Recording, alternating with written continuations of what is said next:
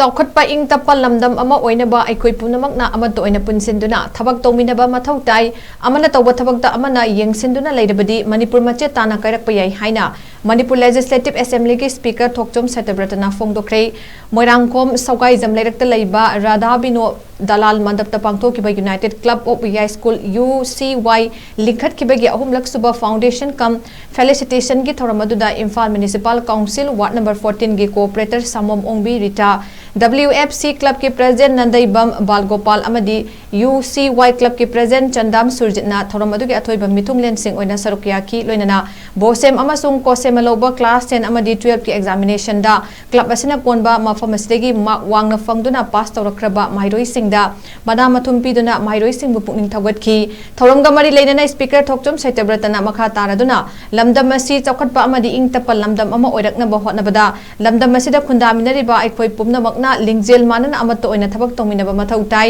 मतु नतदना अमना तौरकपा थबक अमना येंगसिंदुना लैरबदि चौखटपा पुरकपगी महुत मचेत मचेत ताना कायरकनी लोइनना लमदम असिगी चीरबा तांकक अमदा क्लब अमा लिंखतुना मियामगी मतेंग पांगबा ngamba simak chok thokchanigai ni amadi nongna linkhalakliba club aduna miyamgidamak lawgadaba thongdangsing lawba ngamnaba hotnabiba fai loinana linkhalakliba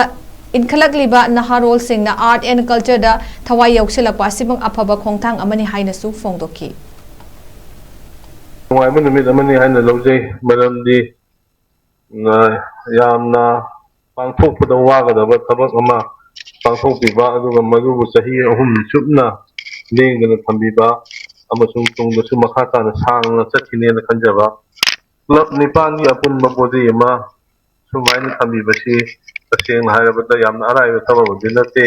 अदुना मसिबु सिनबि लांबिबसिंबो आइना हाइनिंगाइ लितन थागतचरी अमसुंग आइबुसु सुगुंबा programme अमदा सौ याव फंगनबिबसी अदुकि मति नुंगाइजै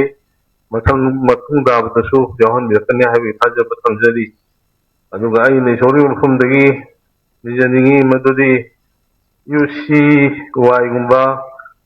संस्थानमा मतम सांगना ngasi ahumlak suba pangthokpiriba sumaina marilak suba mangalak suba lepa leitana pangthokpiba ngamba oisunu amasung lebakki seba tawbiba ngamba oisunu haidana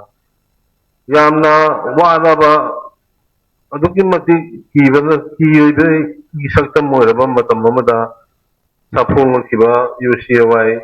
lemna mangdaba oisunu haini sorim phumde nijari aduga ngasi asiguma thawra masi pangthokpa matamda thawra suba sau yaba lebirakliba punnamak khusu aina hanna thagachari aduga amana akoina khanjarubada club amu organization ama sansthan ama semamadi madu akoina lemna mahamdadi adamna mai mathau pidaba yaroyeba mathau pidaba matamda madu tongan tongana kainarappa yabagi chances su dum leitaba natte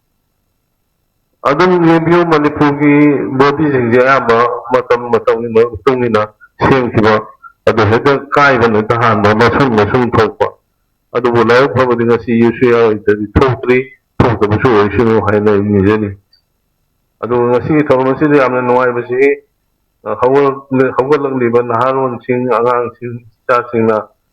art and culture ki lamda yamna thawai yawba amasung ang ko experiencing learn basi su yamna nuai aduga loina jaga siri